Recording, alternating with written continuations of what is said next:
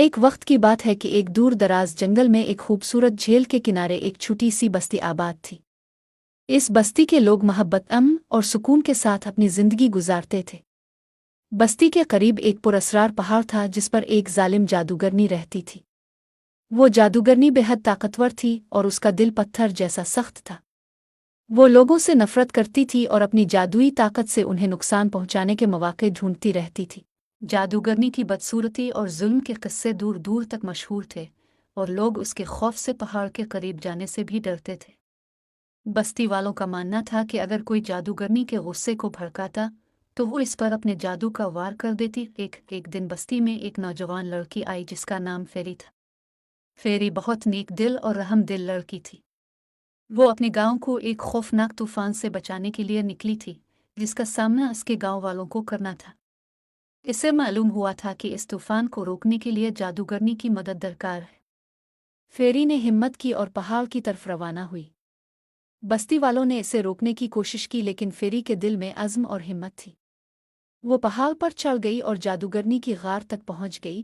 جب جادوگرنی نے فیری کو دیکھا تو اس نے ایک زوردار قہقہا لگایا اور کہا، کون ہے جو میری غار میں آنے کی جرأت کر رہا ہے؟ کیا تمہیں معلوم نہیں کہ میں کتنی ظالم ہوں؟ فیری نے بغیر کسی خوف کے کہا، میں جانتی ہوں کہ اب کتنی طاقتور ہیں اور میں اب سے مدد مانگنے آئی ہوں۔ میرے گاؤں کو ایک طوفان نے گھیر لیا ہے اور صرف اب ہی اسے روک سکتی ہیں۔ جادوگرنی نے حیران ہو کر فیری کی طرف دیکھا۔ اتنے برسوں میں کسی نے بھی اس سے مدد مانگنے کی جرأت نہیں کی تھی۔ فیری کی معصومیت اور اس کے دل کی سچائی نے جادوگرنی کو حیران کر دیا۔ کچھ لمحوں کے لیے جادوگرنی سوچ میں پڑ گئی۔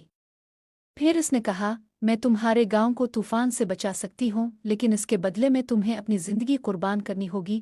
فیری نے کچھ دیر کے لیے سوچا، پھر اس نے کہا، اگر میری قربانی سے میرے گاؤں کے لوگ بچ سکتے ہیں تو میں اپنی جان دینے کے لیے تیار ہوں۔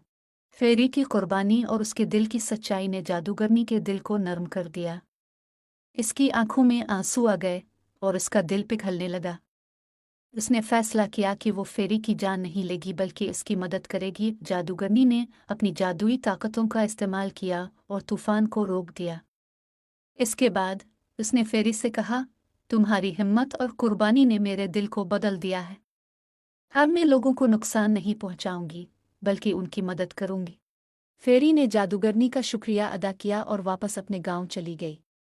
جادوگرنی نے اپنی ظالم فطرت کو چھوڑ کر نیکی کا راستہ اپنا لیا اور وہ جنگل کی محافظ بن گئی۔ یوں فیری کی بہادری اور سچائی نے نہ صرف اس کے گاؤں کو بچا لیا بلکہ ایک ظالم جادوگرنی کے دل کو بھی بدل دیا۔